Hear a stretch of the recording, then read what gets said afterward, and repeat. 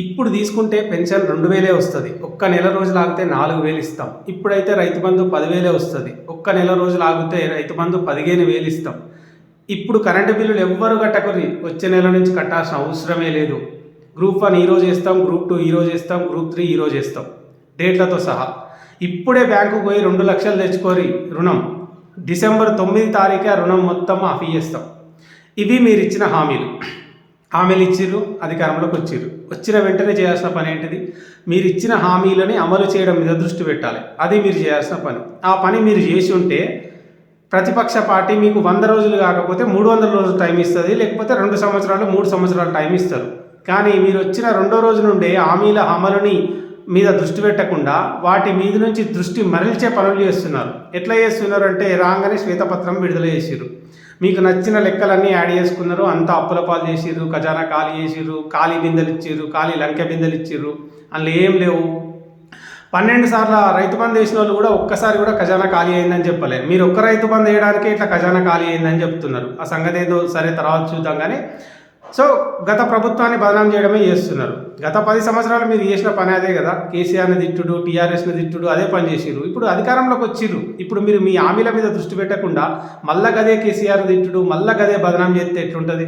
మీరు శ్వేతపత్రం విడుదల చేసిర్రు, అదే అందులో తప్పులేంటియో ఒప్పులేంటియో జనాలకు చెప్పాల్సిన అవసరం ఉంటుంది కాబట్టి వాళ్ళు శ్వేతపత్రం విడుదల చేసిర్రు.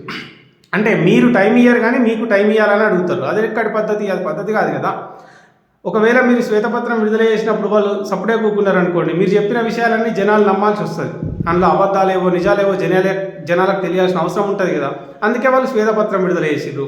మీరు కాళేశ్వరం దగ్గర పోయి ప్రజెంటేషన్ ఇస్తారు, ఈ ప్రాజెక్టే వేస్ట్, ఒక్క పిల్లర్ ఉంగిపోయినందుకు మొత్తం ప్రాజెక్టే వేస్ట్, దీని మీద అడ్డగోలు ఖర్చు పెట్టిర్రు అని చెప్పి దానికి వాళ్ళు ఖచ్చితంగా కౌంటర్ అటాక్ ఇవ్వాల్సి వస్తుంది. ఎందుకంటే మీరు వచ్చినాక కూడా హామీల అమలు మీద దృష్టి పెట్టకుండా ఎంతసేపు వాళ్ళ మీద అటాక్ చేస్తూనే ఉన్నారు కాబట్టి వాళ్ళు ఖచ్చితంగా కౌంటర్ అటాక్ ఇవ్వాల్సి వస్తుంది.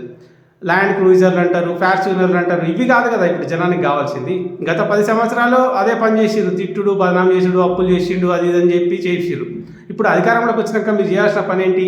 హామీల అమలు మీద దృష్టి పెట్టడం. ఇవన్నీ పక్క పెట్టి బొక్కబోర్లా పడ్డా, బొక్కలీరుగా పడ్డా, ఇంకా బుద్ధి రాలేదంటే, గంత పెద్ద మనిషి, మీకంటే వయసులో పెద్ద మనిషి అతని రాష్ట్రాన్ని తెచ్చిన వ్యక్తి. సరే, ఈ రాష్ట్రానికి మీ అసలు ముఖ్యమంత్రులు మస్తు మంది వస్తారు, మస్తు మంది పోతారు, కానీ రాష్ట్రం తెచ్చిన వ్యక్తిగా చరిత్రలో అతని పేరు మాత్రమే నిలిచిపోతుంది. అట్లాంటి వ్యక్తిని పట్టుకొని హాస్పిటల్లో వెళ్ళి ఇంట్లో రెస్ట్ తీసుకుంటున్నటువంటి వ్యక్తిని పట్టుకొని ఇష్టం వచ్చినట్టు మాట్లాడితే ఎట్లా? సరే, కేంద్రంలో రాహుల్ గాంధీ 2 సార్లు ఓడిపోయినంత మాత్రాన వాళ్ళు అతన్ని తిడతలేరు కదా. ఓడిపోయినా కూడా తను మోడీని ప్రశ్నిస్తున్నాడు కాబట్టి అతనికి బుద్ధి లేదని అనుకుందామా? అది తప్పు కదా ఖచ్చితంగా. సరే, ఓడిపోయిన తర్వాత సోనియా గాంధీ గారు కూడా హాస్పిటల్లో జాయిన్ కావడం జరిగింది. క్యాన్సర్ ట్రీట్మెంట్ గురించో ఏదో ఒక ట్రీట్మెంట్. అట్లా అని చెప్పి ఆమె హాస్పిటల్లో జాయిన్ అయింది కాబట్టి ఆమెను హేళన చేయలేదు కదా. ఆమె ఆరోగ్య పరిస్థితి గురించి హేళనగా మాట్లాడలేదు కదా. అసలు కేసీఆర్ లాంటి వ్యక్తిని పట్టుకొని ఇష్టం వచ్చినట్టు బొక్కలేరినా బుద్ధి రాలేదు, ఇది కాదు కదా మీరు మాట్లాడాల్సిన విషయం. వాళ్ళు అడిగింది ఏంది? హామీలు ఎందుకు అమలు చేస్తలేరు, అందుకు డైవర్ట్ చేస్తున్నారు అని వాళ్ళు అడుగుతున్నారు. దానికి సూటిగా మీరు సమాధానం చెప్పుర్రి. గ్రూప్ 1, గ్రూప్ 2, గ్రూప్ 3, గ్రూప్ 4 డేట్లతో సహా చెప్పారు, ఈ రోజు వేస్తామని. ఇప్పుడు ఏమంటున్నారు? గవర్నర్ సంతకం పెడితే తప్ప పని జరగదని అంటున్నారు. సరే, టైం తీసుకోండి, ఖచ్చితంగా టైం ఇవ్వడానికి ప్రజలు సిద్ధంగా ఉన్నారు, ఆ ప్రతిపక్షాలు కూడా సిద్ధంగా ఉన్నాయి. కానీ అది ఎప్పుడు మీరు ఇచ్చిన హామీల మీద దృష్టి పెట్టినప్పుడు, అంతే తప్ప ఆ దృష్టి మరల్చడం కోసం మీరు చేసే పిఆర్ స్టంట్స్ కావచ్చు, ఇంకేదో పొలిటికల్ స్టంట్స్ గురించి చేసుకుంటూ పోతే మాత్రం ప్రజలు ఊరుకోరు. ఎందుకంటే గత 10 సంవత్సరాలు చేసిన పనే మళ్ళీ ఇప్పుడు చేస్తా అంటే ఇక మీకు అధికారం ఎందుకు అవసరం లేదు కదా అని జనాలు అనుకుంటారు.